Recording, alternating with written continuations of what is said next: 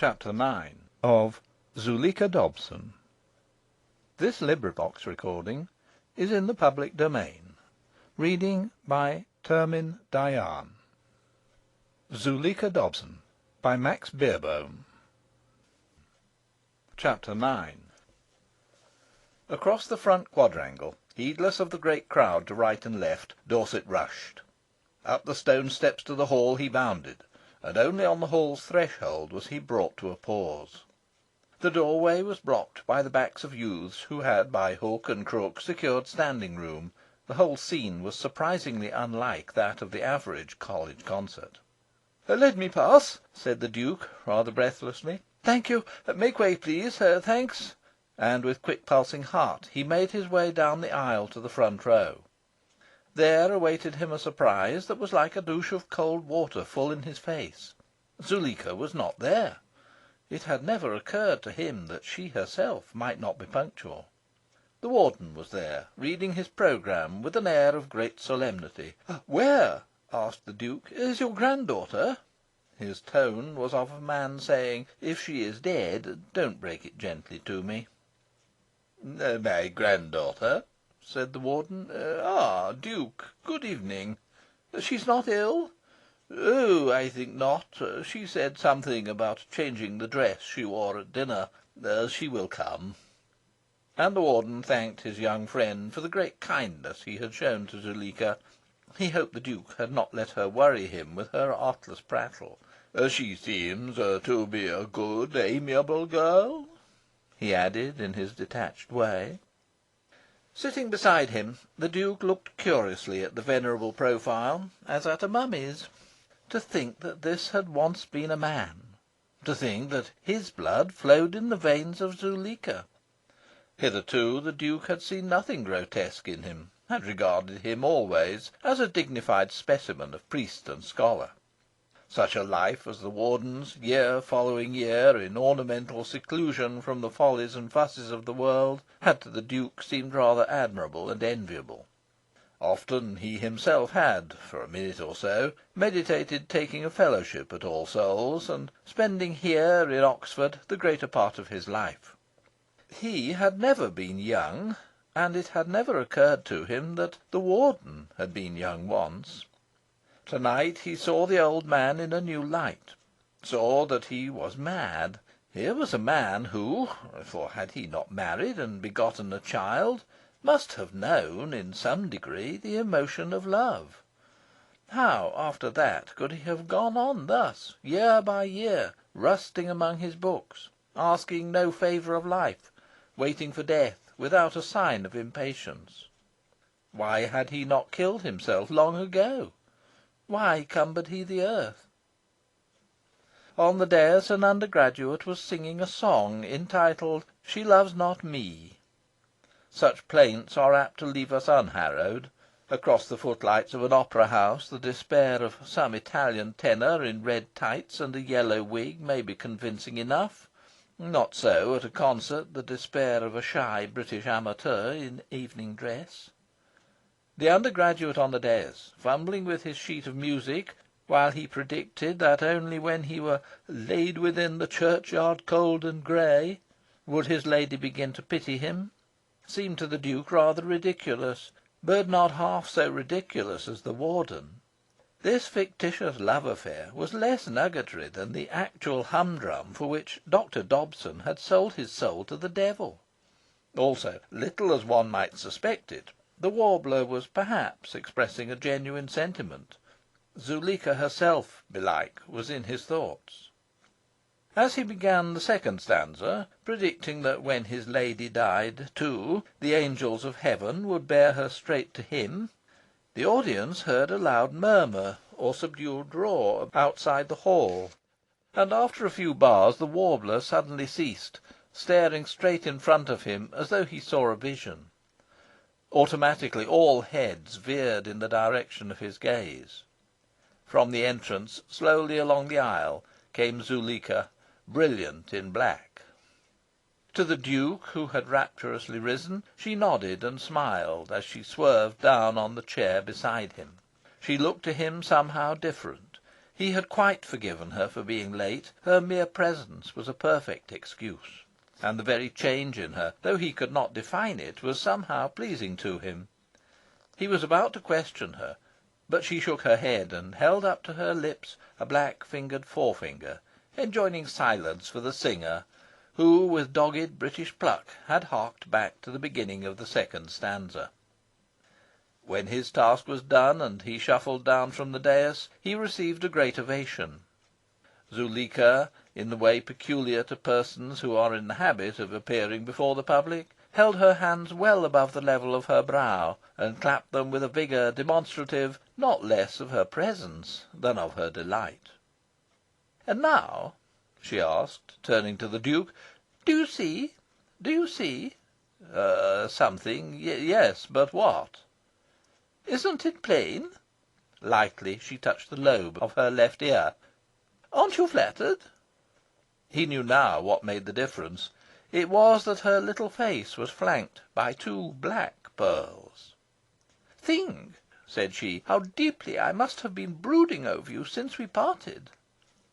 "Is this really," he asked, pointing to the left earring, "the pearl you wore to day?" "Yes. Isn't it strange? A man ought to be pleased when a woman goes quite unconsciously into mourning for him, goes just because she really does mourn him." "I am more than pleased. I am touched. When did the change come?" "I don't know. I only noticed it after dinner, when I saw myself in the mirror. All through dinner I had been thinking of you, and of to morrow, and this dear sensitive pink pearl had again expressed my soul. And there was I in a yellow gown with green embroideries, gay as a jacamar. Jarring hideously on myself, I crossed my eyes and rushed upstairs, rang the bell, and tore my things off. My maid was very cross." Cross? The Duke was shot through with the envy of one who was in a position to be unkind to Zuleika. "Happy maid!" he murmured. Zuleika replied that he was stealing her thunder. Hadn't she envied the girl at his lodgings? "But I," she said, "wanted only to serve you in meekness. The idea of ever being pert to you didn't enter my head. You show a side of your character as unpleasing as it was unforeseen." "Perhaps, then," said the Duke, "it is as well that I am going to die." She acknowledged his rebuke with a pretty gesture of penitence. "You may have been faultless in love," he added, "but you would not have laid down your life for me." "Oh," she answered, "wouldn't I, though? You don't know me. That is just the sort of thing I should have loved to do. I'm much more romantic than you are, really. I wonder," she said, glancing at his breast, "if your pink pearl would have turned black, and I wonder if you would have taken the trouble to change that extraordinary coat you're wearing." In sooth, no costume could have been more beautifully Cimmerian than Zuleika's. And yet, thought the Duke, watching her as the concert proceeded, the effect of her was not lugubrious. Her darkness shone. The black satin gown she wore was a stream of shifting high lights. Big black diamonds were around her throat and wrists, and tiny black diamonds starred the fan she wielded. In her hair gleamed a great raven's wing. And brighter, brighter than all these were her eyes. Assuredly no, there was nothing morbid about her. Would one even, wondered the Duke for a disloyal instant, go so far as to say she was heartless? Ah, no, she was merely strong.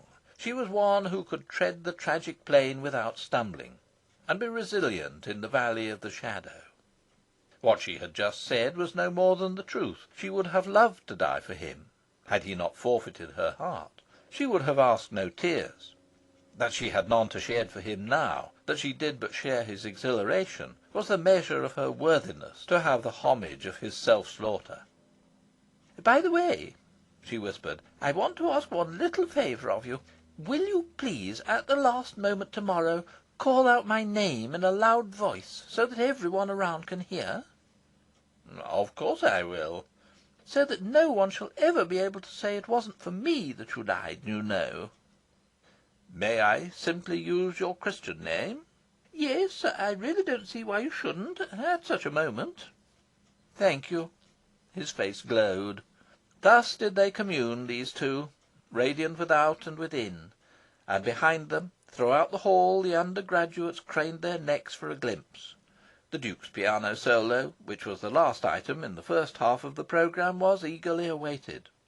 Already, whispered first from the lips of Oover and the others who had come on from the Junta, the news of his resolve had gone from ear to ear among the men. He, for his part, had forgotten the scene at the Junta, the baleful effect of his example. For him the hall was a cave of solitude. No one there but Zuleika and himself. Yet almost, like the late Mr. John Bright, he heard in the air the beating of the wings of the Angel of Death. Not awful wings, little wings that sprouted from the shoulders of a rosy and blindfold child. Love and death, for him they were exquisitely one.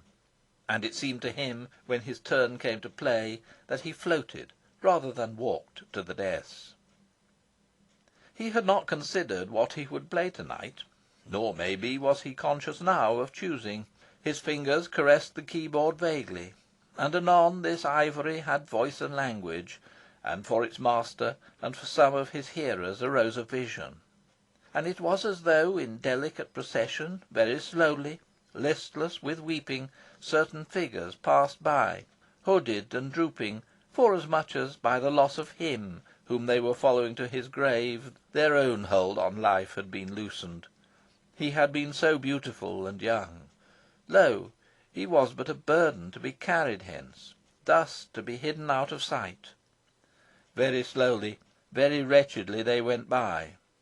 But as they went, another feeling, faint at first, an all but imperceptible current, seemed to flow through the procession, and now one, now another of the mourners would look wanly up, with cast back hood, as though listening, and anon all were listening on their way, first in wonder, then in rapture, for the soul of their friend was singing to them. They heard his voice, but clearer and more blithe than they had ever known it, a voice etherealised by a triumph of joy that was not yet for them to share. But presently the voice receded, its echoes dying away into the sphere whence it came. It ceased, and the mourners were left alone with their sorrow, and passed on, all unsolaced and drooping, weeping. Soon after the Duke had begun to play, an invisible figure came and stood by and listened, a frail man, dressed in the fashion of 1840, the shade of none other than Frederick Chopin, behind whom, a moment later, came a woman of somewhat masculine aspect and dominant demeanour, mounting guard over him, and, as it were, ready to catch him if he fell. He bowed his head lower and lower. He looked up with an ecstasy more and more intense, according to the procedure of his marche funèbre. And among the audience, too, there was a bowing and uplifting of heads, just as among the figures of the mourners evoked. Yet the head of the player himself was all the while erect, and his face glad and serene. Nobly sensitive as was his playing of the mournful passages, he smiled brilliantly through them. And Zuleika returned his gaze with a smile not less gay. She was not sure what he was playing, but she assumed that it was for her, and that the music had some reference to his impending death. She was one of the people who say, "I don't know anything about music really, but I know what I like." And she liked this, and she beat time to it with her fan. She thought her Duke looked very handsome. She was proud of him. Strange that this time yesterday she had been wildly in love with him. Strange, too, that this time to-morrow he would be dead. She was immensely glad that she had saved him this afternoon. To-morrow! There came back to her what he had told her about the omen at Tankerton, that stately home. On the eve of the death of a Duke of Dorset, two black owls come always and perch on the battlements. They remain there through the night, hooting. At dawn they fly away, none knows whither. Perhaps, thought she, at this very moment those two birds were on the battlements. The music ceased. In the hush that followed it, her applause rang sharp and notable. Not so Chopin's.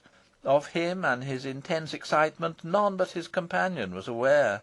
Plus fin que Bachmann, he reiterated, waving his arms wildly and dancing. Tu auras une migraine affreuse. Rentrons, petit coeur, said George Sand, gently but firmly. Laissez moi le saluer, cried the composer, struggling in her grasp. Demain soir, oui, il sera parmi nous, said the novelist as she hurried him away.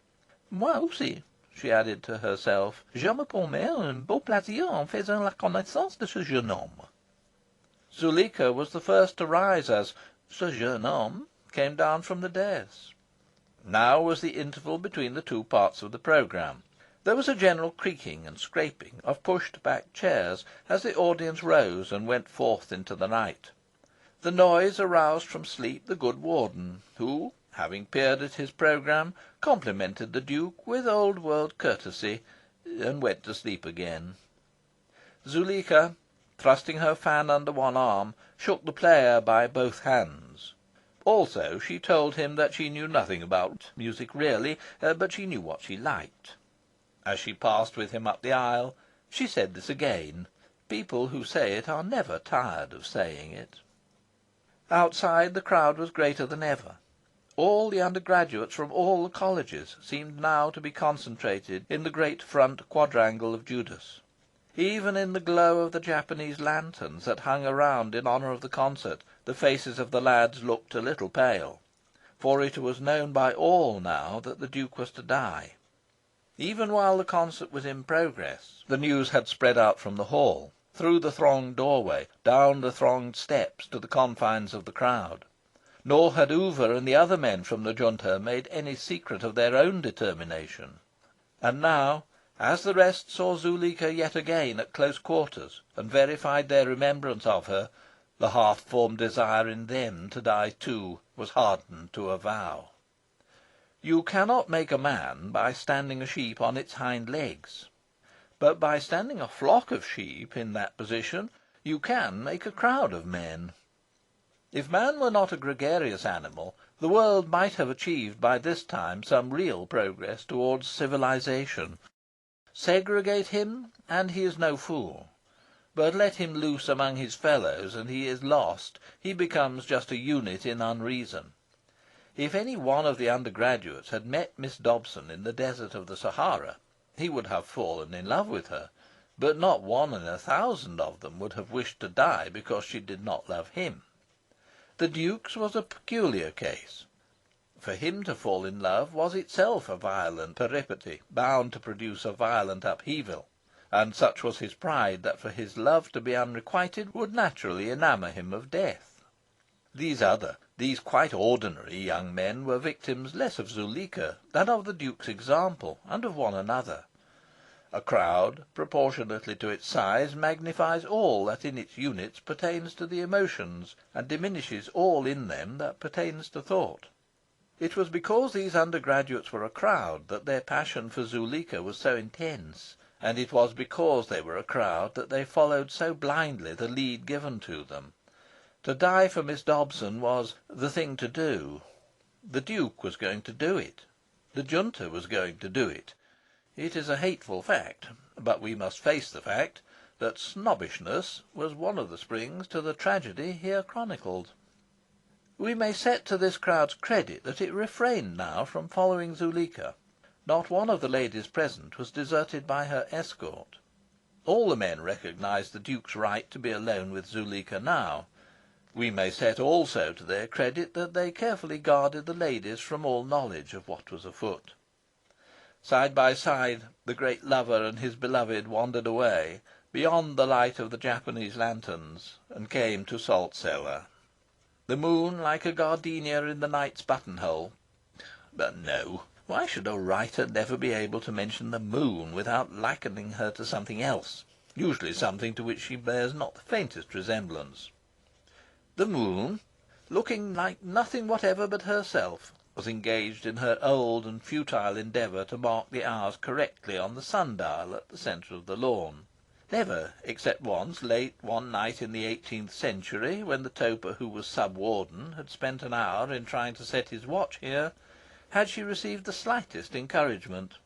Still she wanly persisted, And this was the more absurd in her, because Salt Cellar offered very good scope for those legitimate effects of hers which we one and all admire. Was it nothing to her to have cut those black shadows across the cloisters? Was it nothing to her that she so magically mingled her rays with the candle light shed forth from Zuleika's bedroom? Nothing that she had cleansed the lawn of all its colour, and made of it a platform of silver grey, fit for fairies to dance on? If Zuleika, as she paced the gravel path, had seen how transfigured, how nobly like the tragic muse, she was just now, she could not have gone on bothering the Duke for a keepsake of the tragedy that was to be. She was still set on having his two studs. He was still firm in his refusal to misappropriate those heirlooms. In vain she pointed out to him that the pearls he meant, the white ones, no longer existed, and that the pearls he was wearing were no more entailed than if he had got them yesterday. "And you actually did get them yesterday," she said, "and from me, and I want them back." "You are ingenious," he admitted. "I, in my simple way, am but head of the Taville Tankerton family. Had you accepted my offer of marriage, you would have had the right to wear these two pearls during your lifetime. I am very happy to die for you. But tamper with the property of my successor I cannot and will not. I am sorry," he added. "Sorry!" echoed Zuleika. "Yes, and you were sorry you couldn't dine with me to night. But any niggling little scruple is more to you than I am. What old maids men are!" And viciously with her fan she struck one of the cloister pillars. Her outburst was lost on the Duke. At her taunt about his not dining with her, he had stood still, clapping one hand to his brow. The events of the early evening swept back to him: his speech, its unforeseen and horrible reception. He saw again the preternaturally solemn face of Oover, and the flushed faces of the rest. He had thought, as he pointed down to the abyss over which he stood, these fellows would recoil and pull themselves together. They had recoiled and pulled themselves together only in the manner of athletes about to spring. He was responsible for them. His own life was his to lose. Others he must not squander.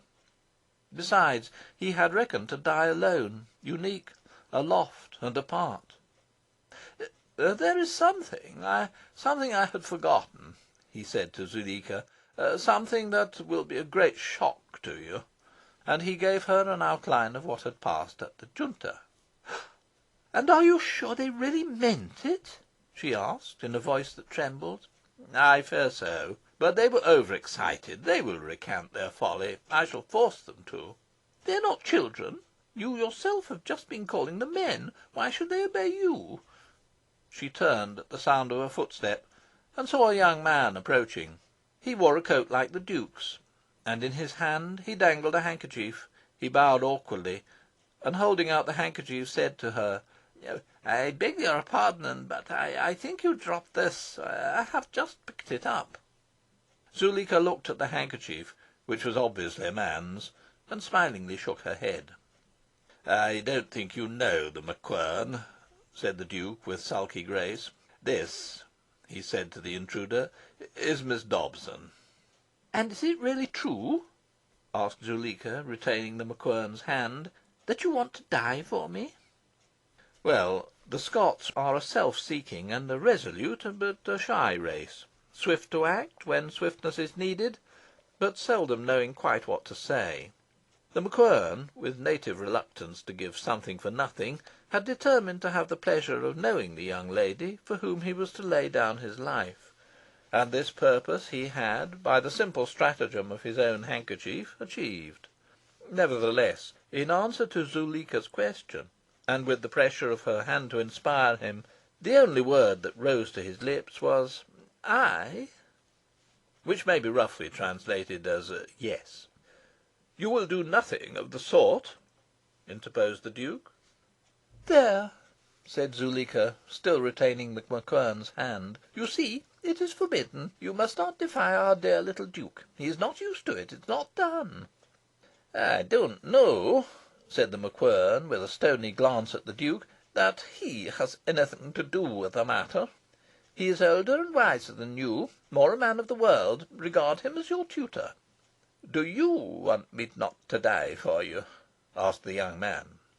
"I should not dare to impose my wishes on you," said she, dropping his hand, "even," she added, "if I knew what my wishes were. And I don't. I know only that I think it is very, very beautiful of you to think of dying for me." "Then that settles it," said The MacQuern. "No, no, you must not let yourself be influenced by me. Besides, I'm not in a mood to influence anybody. I'm overwhelmed. Tell me," she said, heedless of the Duke, who stood tapping his heel on the ground, with every manifestation of disapproval and impatience, "tell me, is it true that some of the other men love me too, and feel as you do?" The MacQuern said cautiously that he could answer for no one but himself. "But," he allowed, "I saw a good many men whom I know outside the hall here just now, and they seem to have made up their minds." "To die for me to morrow?" "To morrow, after the eights, I suppose, at the same time as the Duke. It wouldn't do to leave the races undecided." "Of course not. But the poor dears, it is too touching. I have done nothing, nothing to deserve it." "Nothing whatsoever," said the Duke drily. "Oh, he," said Zuleika, "thinks me an unredeemed brute just because I don't love him. You, dear Mr. MacQuern, does one call you Mr.? Thee would sound so odd in the vocative. And I can't very well call you MacQuern. You don't think me unkind, do you? I simply can't bear to think of all those young lives cut short without my having done a thing to brighten them. What can I do? What can I do to show my gratitude?" An idea struck her. She looked up to the lit window of her room. "Melisande!" she called. A figure appeared at the window. "Mademoiselle Désir?" "My tricks, Melisande. Bring down the box, quick." She turned excitedly to the two young men. "It is all I can do in return, you see. If I could dance for them, I would. If I could sing, I would sing to them. I do what I can. You," she said to the Duke, "must go on to the platform and announce it." "Announce what?" "Why, that I am going to do my tricks. All you need say is, 'Ladies and gentlemen, I have the pleasure to.' What is the matter now?" "You make me feel slightly unwell," said the Duke. "And you are the most disobliging and the unkindest and beastliest person I ever met." Zuleika sobbed at him through her hands. The MacQuern glared reproaches at him. So did Melisande, who had just appeared through the postern, holding in her arms the great casket of malachite. A painful scene, and the Duke gave in. He said he would do anything, anything. Peace was restored.